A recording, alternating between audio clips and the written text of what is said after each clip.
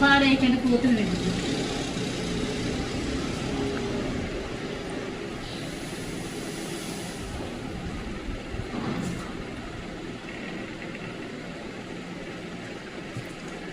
ఇస్తావా దానికి ఒకటి తీసుకెళ్ళి?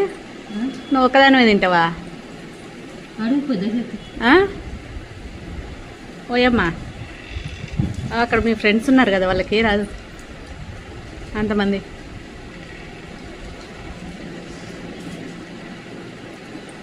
భలే వచ్చి అందుకొని వెళ్ళినవి కిచెన్లోకి. కిచెన్ దారి కూడా తెలిసింది దానికి. ఆయన దగ్గర చెప్పాలైతే నువ్వు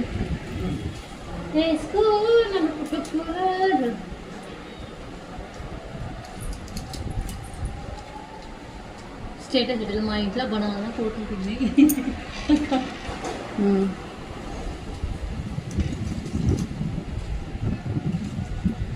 ఒక్కసారి అలవాటు ఖచ్చితంగా ఇంటికి మనకు